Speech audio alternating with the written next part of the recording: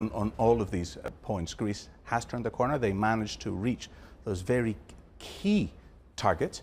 However, there's a lot of work to be done, primarily because productivity is still very low, unemployment is still very high, off the 28% highs, but still exceptionally high. The overall sentiment, consumer sentiment, has been low. From the banking sector, the banks themselves have not been able to deal with their balance sheets yet. There's a lot of NPLs in the market, which there have been some gradual, at a glacial pace, gradual developments taking place to repackage and sell those. But still there's a lot of issues in terms of providing credit for the all-important investment. It's interesting that you bring up the banks, actually, because we do spend a lot of time analyzing yields and where yields are, and obviously that makes sense from a public debt financing standpoint. But then the equity markets really haven't enjoyed much of a rally at all. Technically, the Greek market is still in a bear territory, so in correction mode. We've got the banks bearing the brunt of that. What do you think turns that around? Is sentiment going to turn around because of what happened yesterday in the Greece formal exit, or is it just symbolic? I think in order to turn this around, you need to think two things. One is ownership. We need to see some ownership of these structural reforms which need to take place. Whether this is going to be ownership from the current government under PM Tsipras, or potentially if there's an election and new democracy were to come in from the next party.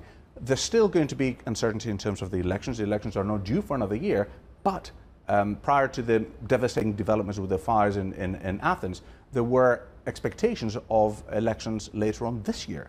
And I'm still holding on to that. I think it'll be easier for PM Tsipras to go to the ballot box earlier, towards the end of this year. But this, again, will create some potential Interesting uncertainty. you say that, Thanos, because he's trailing New Democracy by 13 points. Why would he call an election this side of the year? Because I believe that next year things may become a little bit tougher and less sanctioned and less sort of structural reforms are taking place. And it'd be easier for him, I think, to get the benefit of the improving economic environment, as we've seen, the 2% growth rate, than risk pursuing more structural reforms next year.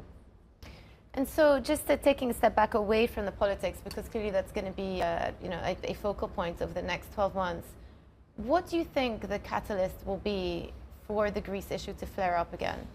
Apart from dragging their feet a little bit on structural reforms in the short term? I don't think it'll flare up in the short term meaning over the next couple of years. They do not need to get into the markets. They've got the extension of the repayments, they've got the cash, so it will not flare up. And I think that this is an act of policy to avoid any further uncertainty surrounding the Euro project, especially with the Brexit negotiations also taking place. So I'm not worried that this will flare up. But there is an opportunity which could be missed if these structural reforms are not enacted and ownership is not taken for the next moves over the next year. As the IMF keeps saying, fix the roof while the sun is shining.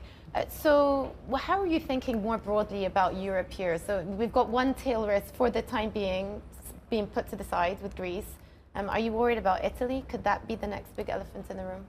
Well, if we look at Italy and the way that the NPL markets and the way Italy has been dealing with the NPL markets, it was way ahead of the curve. Yes, in terms of the volume of NPL markets, they're quite huge, but they've had a process in place. They've been packaging and selling the NPLs. So the bank balance sheets have been improving. Political developments clearly are going to be an uncertainty. So that is something which we'll be focusing on quite closely over the next 12 months. But from an economic perspective, I'd be still sort of more worried about Greece turning the corner than Italy.